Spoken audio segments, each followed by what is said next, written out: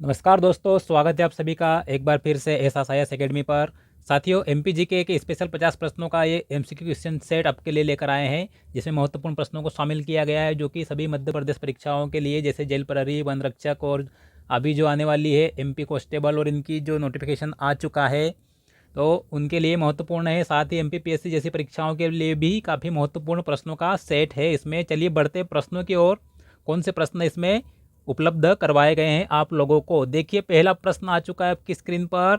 सतपुड़ा पर्वत की सर्वोच्च चोटी कौन सी है? सिद्ध बाबा, चूलगिरी, धूपगढ़ या सद्भावना?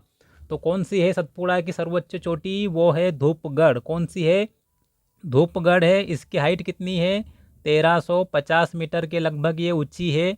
कितनी है? 1350 मीटर। चूलगिरी किसकी है साथियों? चूलगिरी है राजपीपला की। राजपीपला जो कि सतपुड़ा पर्वत श्रृंखला का भाग है, इसकी सर्वोच्च चोटी है चूलगिरी।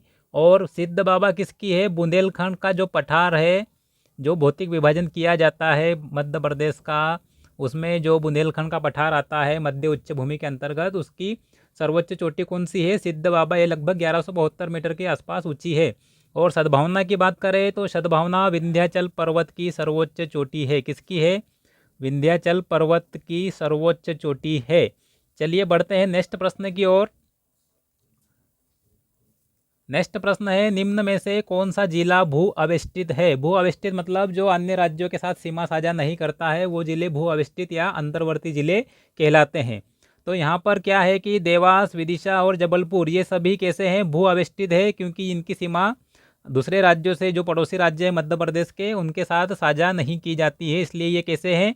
भू अवेष्टित जिले हैं। नेक्स्ट प्रश्न की ओर बढ़ते हैं। मध्य प्रदेश की कौन सी नदी को सूर्यपुत्री कहा जाता है? सूर्यपुत्री, सूर्य की पुत्री किसे कहा जाता है?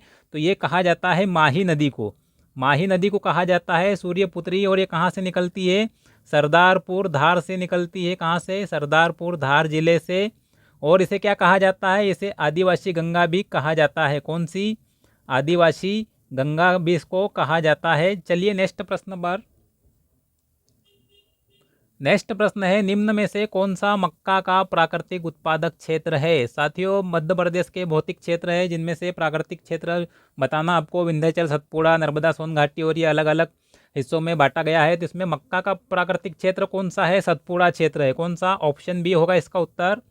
सतपुड़ा क्षेत्र मक्का का प्राकृतिक क्षेत्र है उत्पादन की दृष्टि से। नेक्स्ट प्रश्न पे चलते हैं।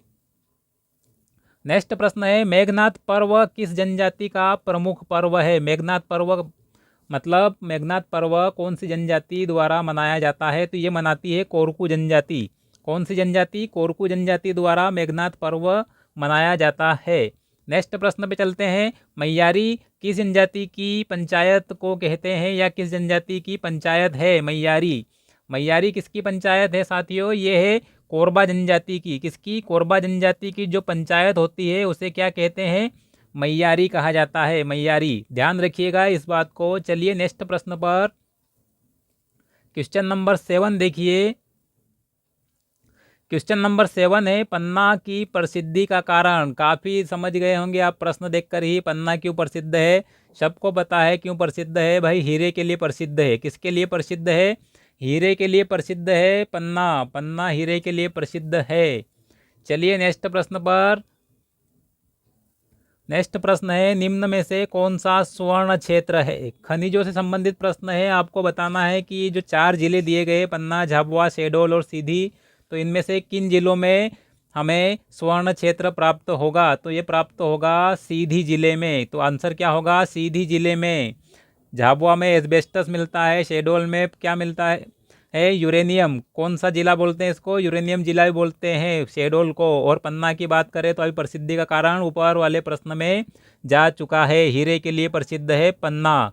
चलिए नेक्स्ट प्रश्न पर। राज्य का एंटीमनी उत्पादक। एंटीमनी यहाँ समझ में थोड़ा देर से आएगा, इसलिए इसको सिंपल बना देते हैं, सुरमा।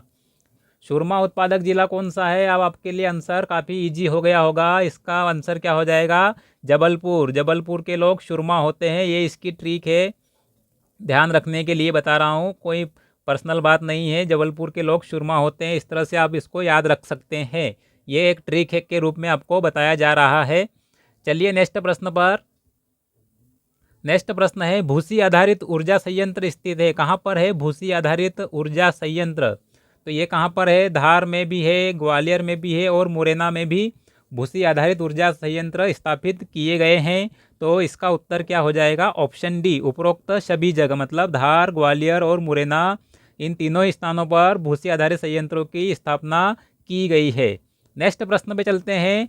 कालिंजर अभियान में किस शासक की मृत्यु हुई थी? कालिंजर अभियान, इतिहास से संबंधित प्रश्न आ चुका है आपकी स्क्रीन पर। और कालिंजर अभियान में किसकी मृत्यु हुई थी? शेरशाह सूरी की। किसकी हुई थी? शेरशाह सूरी की।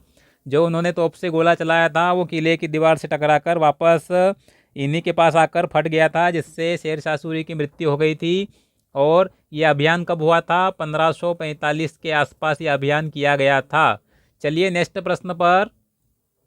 नेक्स्ट प्रश्न है मेदिनी राय को मुगल शासक ने सर्वप्रथम पराजित किया था। तो मेदिनी राय को किसने पराजित किया था? कौन था वो शासक? वो शासक था बाबर। कौन था? बाबर ने पराजित किया था मेदिनी राय को। चलिए नेक्स्ट प्रश्न।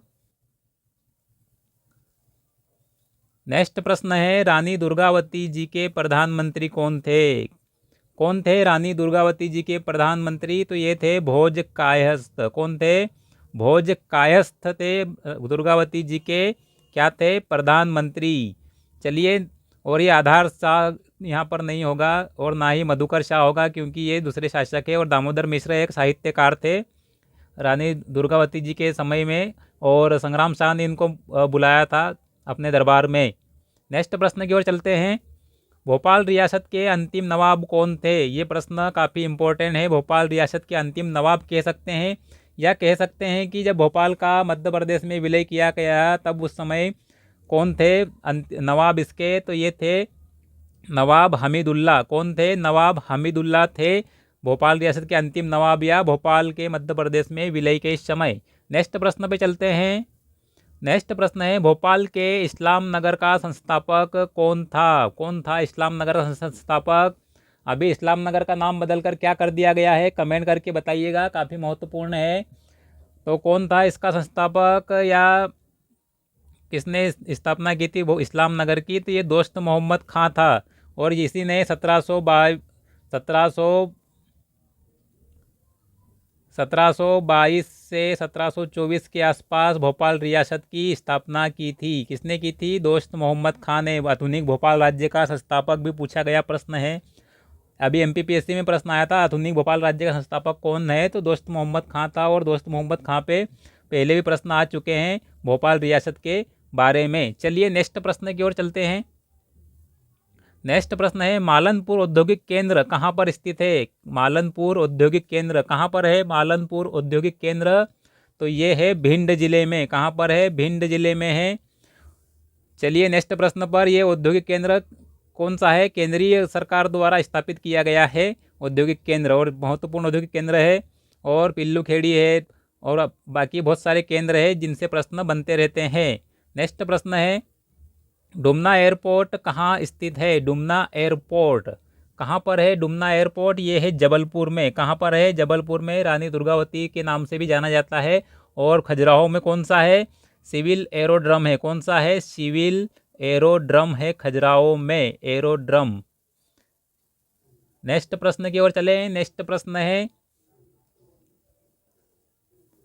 राज्य महाधिवक्ता का प्रावधान कौन से अनुच्छेद में है? राज्य की प्रशासनिक व्यवस्था या राज्य व्यवस्था पे प्रश्न है, तो किसमें है प्रावधान राज्य महाधिवक्ता का? तो ये अनुच्छेद 165 में है। किसमें? अनुच्छेद 165 में राज्य महाधिवक्ता का प्रावधान भारतीय संविधान में किया गया है। नेक्स्ट प्रश्न पे चलते हैं। राज्यपाल को क्षमादान की शक्ति, राज्यपाल से संबंधित प्रश्न, काफ़ी प्रश्न आते हैं राज्यपाल से, और इनको क्षमादान की शक्ति किस अनुच्छेद के तहत प्राप्त होती है? कौन सा अनुच्छेद है? अनुच्छेद 161, 161, आर्टिकल 161 में राज्यपाल जी को क्षमादान की शक्ति प्राप्त होती है। नेक्स्ट प्रश्न की ओर चलते हैं। राज्य सूचना आयोग का मुख्यालय कहाँ है? राज्य सूचना आयोग का मुख्यालय कहाँ पर है? भोपाल में है। कहाँ पर? भोपाल में है राज्य सूचना आयोग का मुख्यालय। नेक्स्ट प्रश्न है प्रसिद्ध भगोरिया उत्सव के कितने चरण है? चरण कौन कौन से हैं, या कितने चरण होते हैं? तो इसके चरण होते हैं गुलालिया, गोल गधेड़ो और उजाड़िया। उपरोक्त सभी इसका आंसर होगा। उपरोक्त सभी किसके चरण है? प्रसिद्ध भगोरिया उत्सव के। और किसका है? भील जनजाति से संबंध रखता है ये महत्वपूर्ण त्योहार। नेक्स्ट, झूमर, रागिनी व लंगड़ा किसकी शैलियाँ हैं?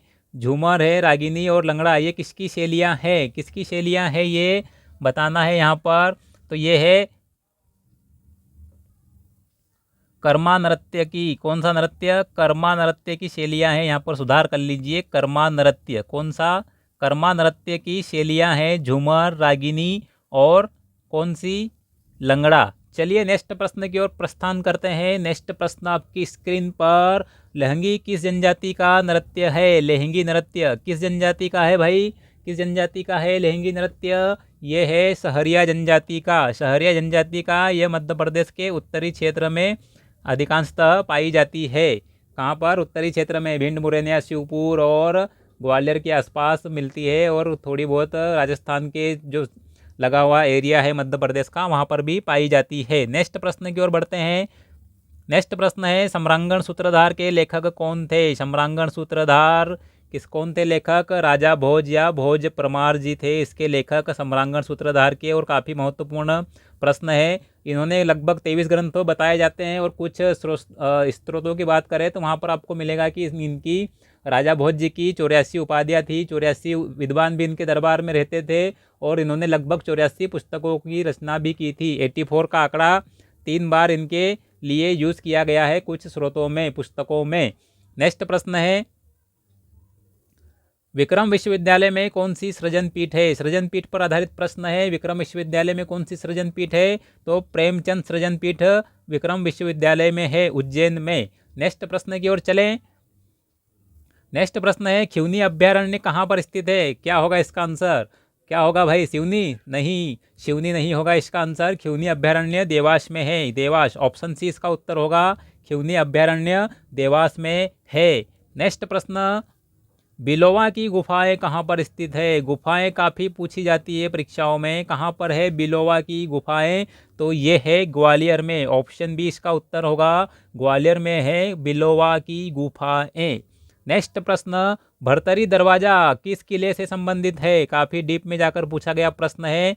कौन सा भरतरी दरवाज़ा कहाँ पर है, किस दुर्ग में है, किस किले से संबंधित है? तो यह है ग्वालियर का किला। कहाँ का? ग्वालियर का किला। भारत का जिब्राल्टर या किलों का रत्न निर्माण सूरज सेन 525 ईस्वी में करवाया गया था। कब? 525 ईस्वी में माना जाता है कि सूरज सेन ने इसका निर्माण करवाया था। और सहस्त्रबाहु मंदिर, सासबाहु मंदिर जो भी कहें, और ये काफ़ी दर्शनीय स्थल आपको यहाँ पर देखने को मिलेंगे। चलिए नेक्स्ट प्रश्न पर, लक्ष्मण धारा किस नदी से संबंधित है? लक्ष्मण धारा यह एक जलप्रपात है, और किस नदी से संबंधित है? ये है नर्मदा। नर्मदा नदी से संबंधित है। कौन सी नदी? नर्मदा नदी संबंधित है। और कहाँ पर है ये? अमरकंटक में है। कहाँ पर? अमरकंटक में आता है। और कौन कौन से जलप्रपात है नर्मदा पर? दूध धारा, लक्ष्मण धारा, सहस्त्र धारा आदि धाराएँ जो है वो महत्वपूर्ण धाराएँ जो है वो नर्मदा पर स्थित है। चलिए नेक्स्ट प्रश्न पर, मस्तानी बाई का महल कहाँ स्थित है साथियों? काफ़ी महत्वपूर्ण प्रश्न। मस्तानी बाई का महल कहाँ पर है? मस्तानी बाई का महल है धुबेला में। कहाँ पर? धुबेला में है मस्तानी बाई का महल। और रावरखेड़ी में क्या है? कमेंट करके बताइएगा, रावरखेड़ी में क्या है। नेक्स्ट प्रश्न पे चलते हैं। नेक्स्ट प्रश्न है, निम्न में से कौन मंदाकिनी नदी के तट पर स्थित है? मंदाकिनी नदी के तट पर पवित्र स्थल कौन सा? चित्रकूट स्थित है। कहाँ पर? कहाँ पर? मंदाकिनी नदी के तट पर स्थित है चित्रकूट। नेक्स्ट प्रश्न है, संग्रामपुर का किला कहाँ स्थित है? संग्रामपुर का किला कहाँ पर है? ये दमोह में है। कहाँ पर? दमोह में है संग्रामपुर का किला। कहाँ पर?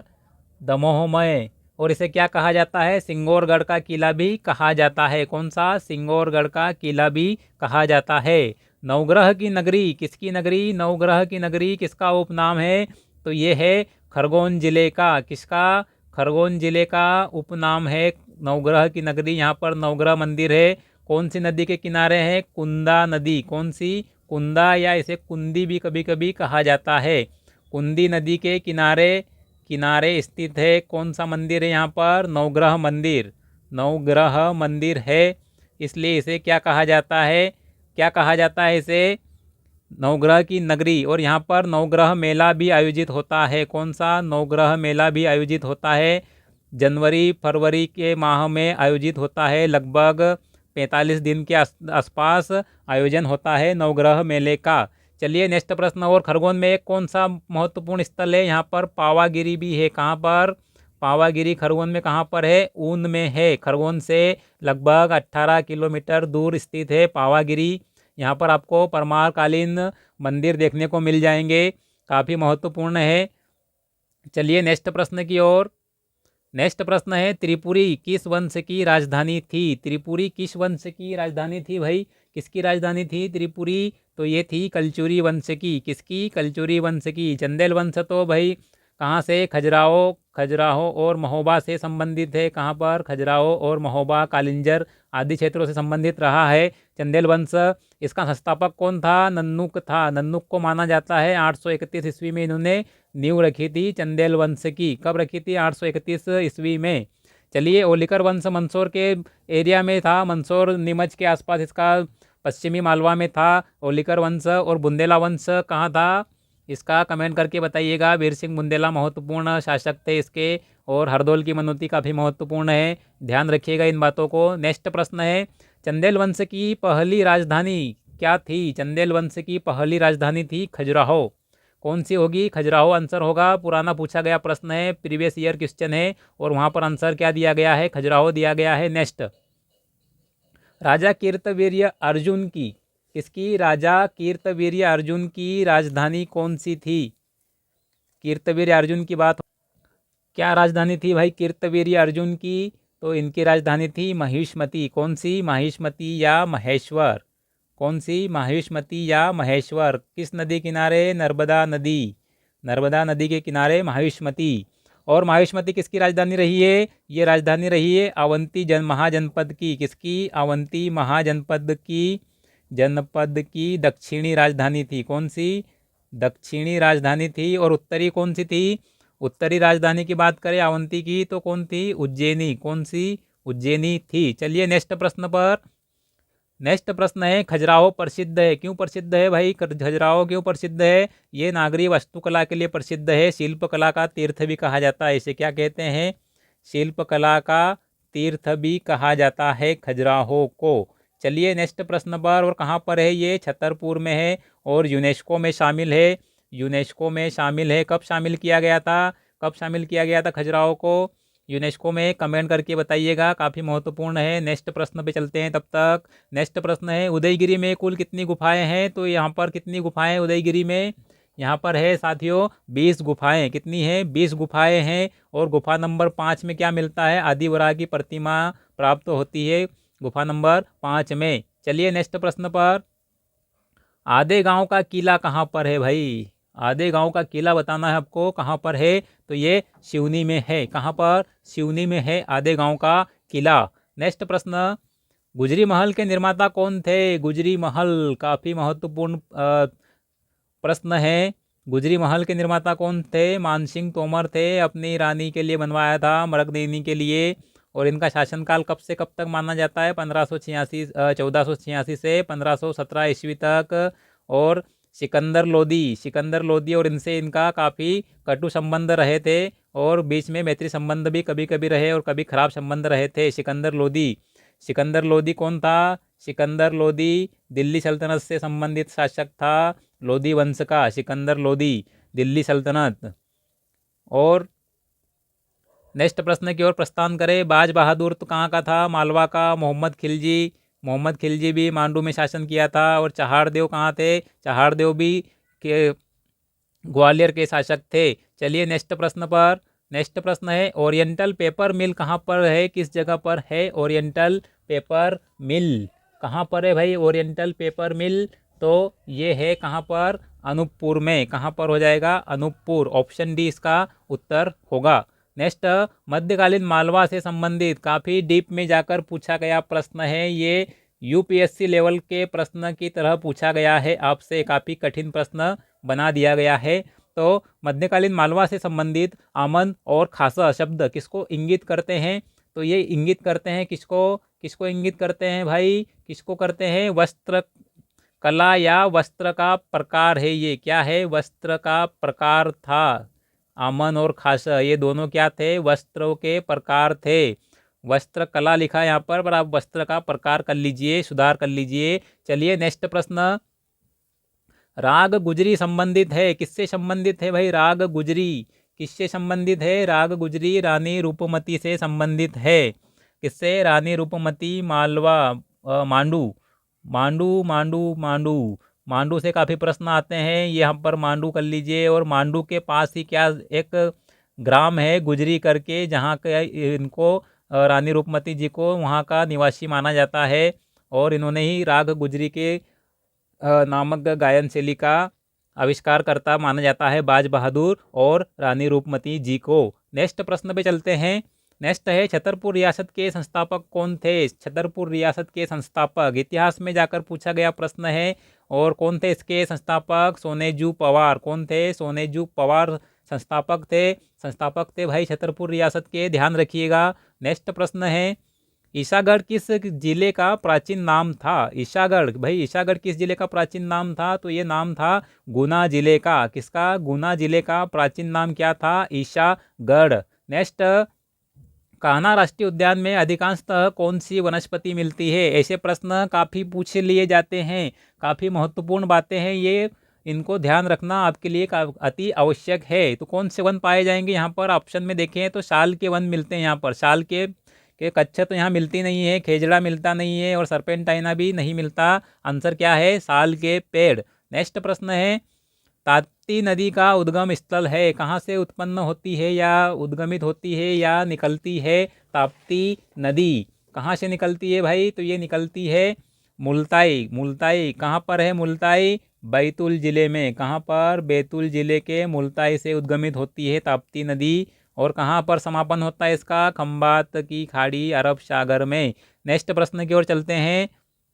और इसे क्या कहते हैं, इसे सूर्यपुत्री कहा जाता है। एक बात ध्यान रखिए, पृथ्वीपुत्री अभी आया था प्रश्न आपके सामने, पृथ्वीपुत्री कौन थी, आपके सामने प्रश्न जा चुका है। और यहाँ पर ताप्ती नदी को क्या कहा जाता है, सूर्यपुत्री, सूर्यपुत्री कहा जाता है।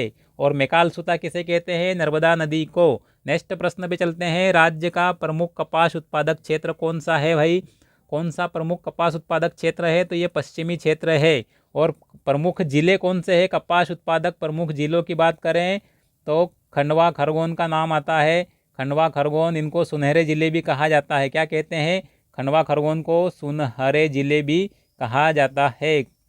और इनसे अलावा आपको कहाँ कहाँ पर कपास उत्पादक क्षेत्र मिलेंगे, बड़वानी भी है, बुरहानपुर भी है, जहाँ पर कपास की खेती अच्छी खासी होती है।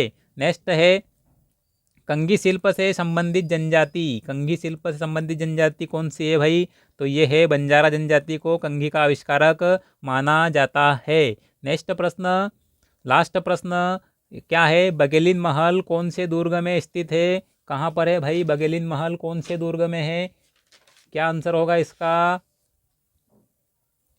इसका आंसर होगा मंडला दुर्ग में। कहाँ पर, मंडला दुर्ग में बघेलिन महल और मोती महल स्थित है।